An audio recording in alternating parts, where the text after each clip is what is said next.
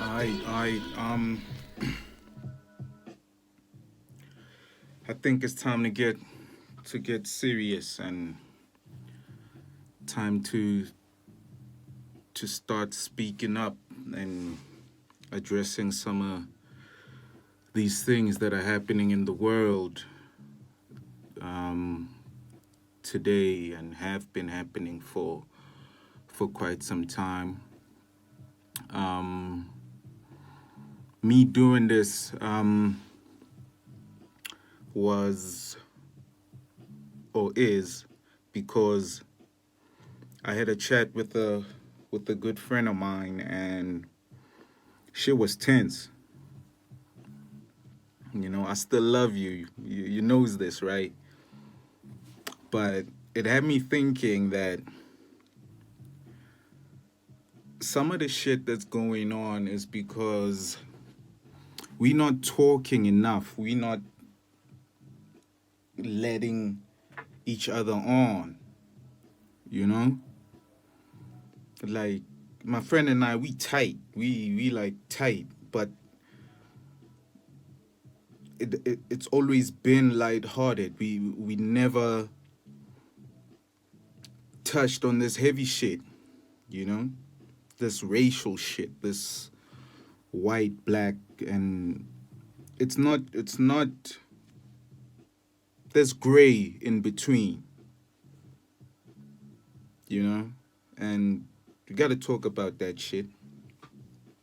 So that's what I'm doing.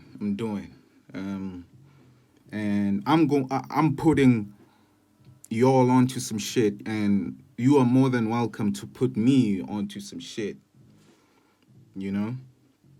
So let me start off with the Black Lives Matter and the response to it being all lives matter. So when we say Black Lives Matter, it don't mean we overlooking all lives. No, no, no, no. Black Lives Matter is a plea for help.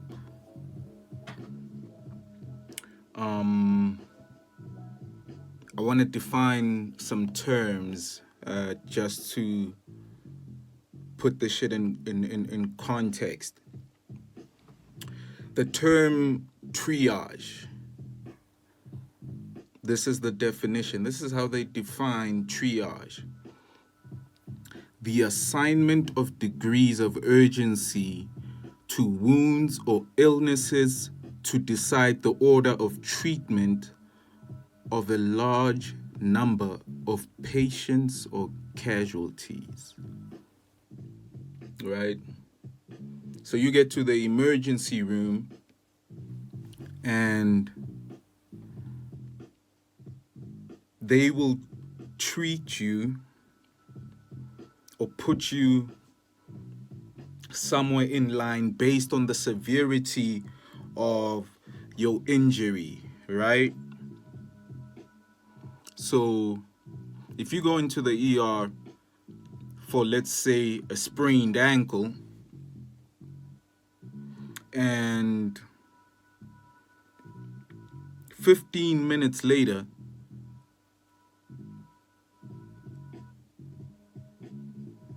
a man with 2 gunshot wounds to his chest comes in, don't you feel that they should get treatment first? I mean, that's what triage is.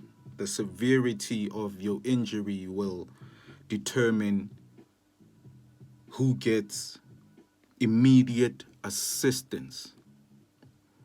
So you with the sprained ankle, are you going to stand up and say, hey, but all lives matter? Like, I was here first. I matter too. That's some foul shit, right? That's some proper foul shit. Like, you got a sprained ankle, and this nigga right here has 2 gunshot wounds to the chest.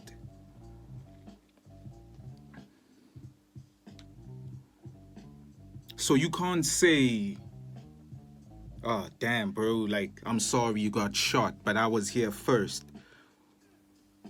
All lives matter. But your life ain't in danger like that. You know?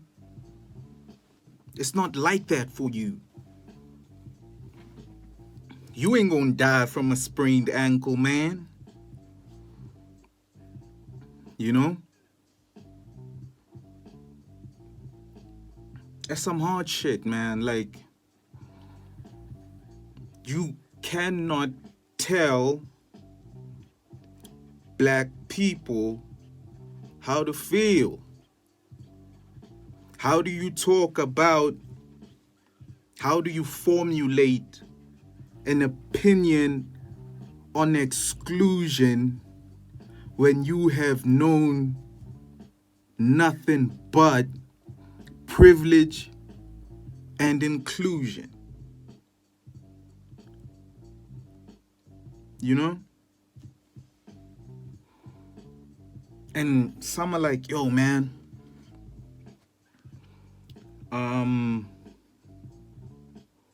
what about here at home? Like, we got shit to deal with here at home. Let Americans deal with America. And we got to deal with our shit here at home. Which brings me to another term that I would like to define. And that is Pan-African. And it is the most simple definition. Pan-African means relating to all people of African birth or descent. Right? Take it further.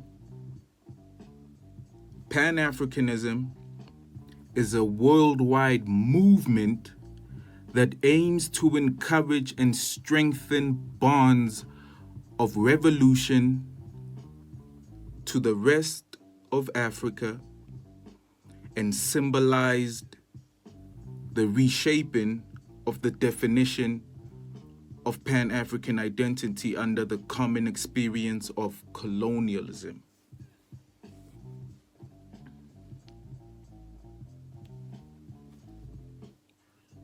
Y'all got that, right? So, I'm a Pan-Africanist, all right? I'm not concerning myself with American politics. I am concerning myself with Pan-African politics.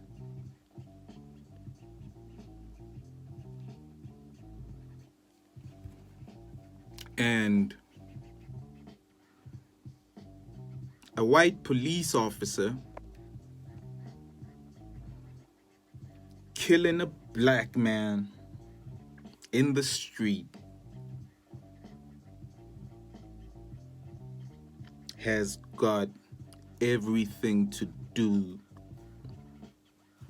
with Pan-African politics. Black people are being systematically slaughtered and imprisoned.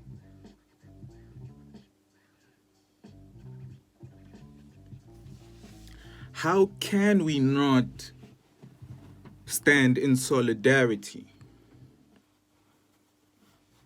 with our brothers, with our sisters?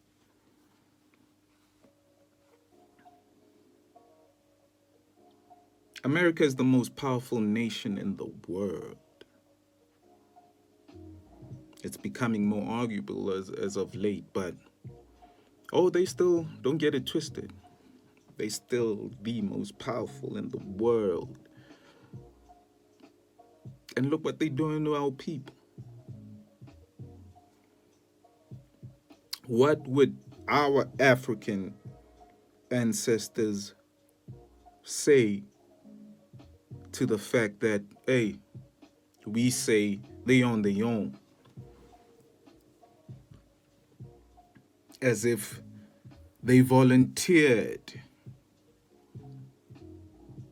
to leave this continent, and now we consider them outcasts.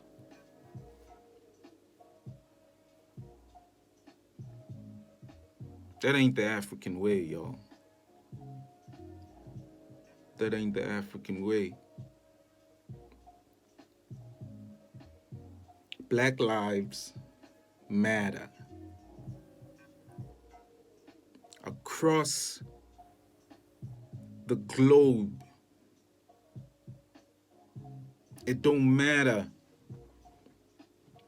where on the face of the planet black people are, man. Like, we've been through some shit for 500 years, man.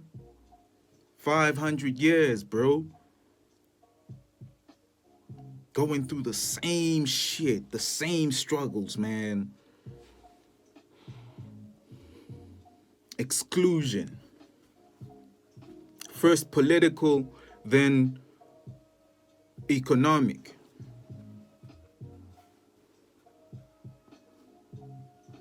And it's time to speak up, bro. We gotta start talking about this shit. Man. It's hard to see the world from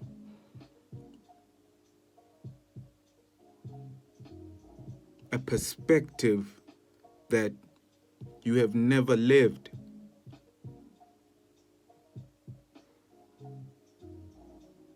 It's hard, you know? So, and yeah, man, a lot of white folk today will have you believe, or will say rather, hey man, I wasn't there. So y'all can't blame me, 'cause fuck, I wasn't there. Yeah, bro, I agree, you were not there. But you still benefit from that era, right? You haven't renounced the privilege, have you? No. So I don't want to blabber for forever. This is the initial couple of words to get the conversation started.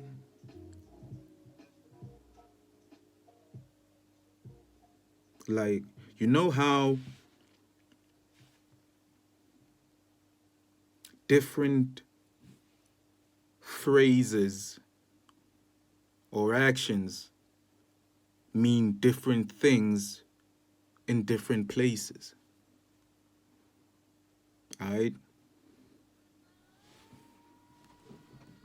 And you'll find yourself walking the streets of a new place.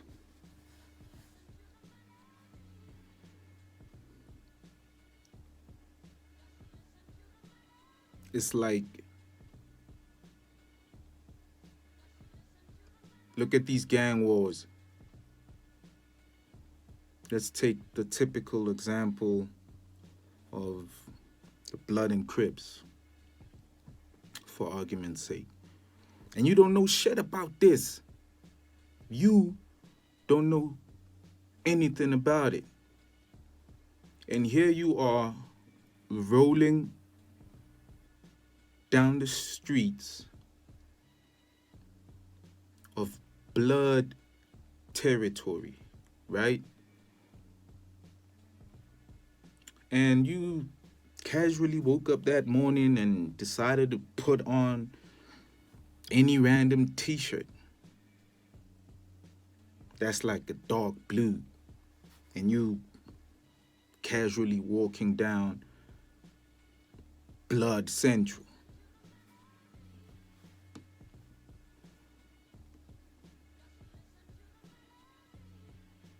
You ain't been schooled on that. You don't know, right? Cat's gonna roll up on you on some, hey nigga, is you looking for trouble? And you'll be dazed. You'll be dazed. So, if you make it out of there, if you make it out alive, know this. You will have been schooled to how things are. We're not saying, hey man, like, that's how things are supposed to be or whatever. It's fucked up. But that's a story for another day. I think maybe in the coming videos I'll address that too. But it's an analogy that I think is relevant in the sense that a lot of white folk haven't been schooled like that, especially the newer generation, my peers, you know? And that's what I'm trying to do right here. I'm that guy coming through with you walking down the neighborhood in that dark blue t-shirt in blood territory. I'm the guy coming through saying, hey man, you really need to take that shit off. Can walk bare-chested. You understand what I'm saying? So I'm doing that right now. I'm saying, hey y'all can't say all lives matter in response to Black Lives Matter. It's offensive. It means you are not hearing what we trying to say. We're trying to say something, man. We're pleading for help, you know? We say Black Lives Matter because for the last 500 years or so, it has felt like they don't. Till this very day, it feels like Black lives are expendable. So what the average Joe may think it goes without saying, well, it looks like that shit needs to be said. Black Lives Matter.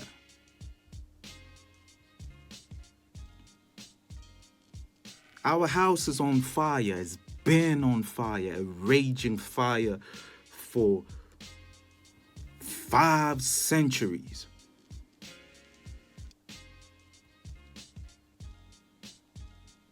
And we trying to call the fire department, yo, to come put this shit out.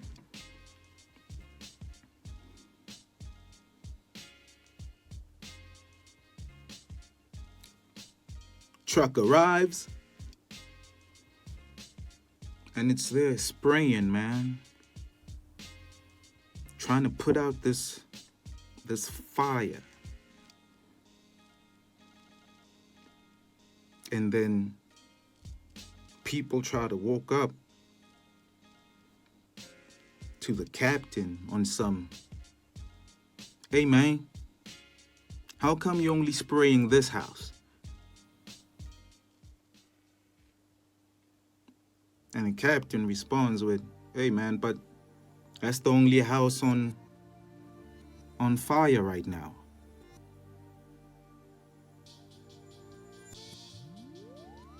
And dude responds with, yo man, but all our houses matter. Yeah, we know that, but your house ain't on fire. How you pleading for help when you don't need help? Man, that shit crazy to me, man. That shit just, it's fucking crazy, y'all. And folks is tired, man. They mad as hell. And they banned, bruh. They been mad. We been mad, bro. Y'all gotta stand with us. Y'all gotta feel the same outrage. Because if you don't, then you are most likely part of the problem. You know? Hear us out. Try to understand. Listen to absorb, not to respond.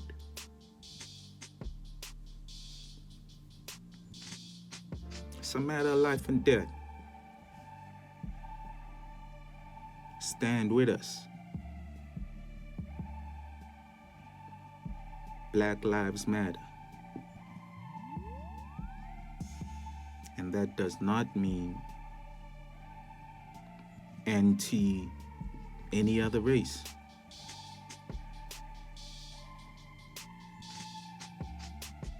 Standing for one's people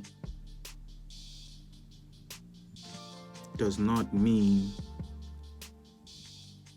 you stand for no one else.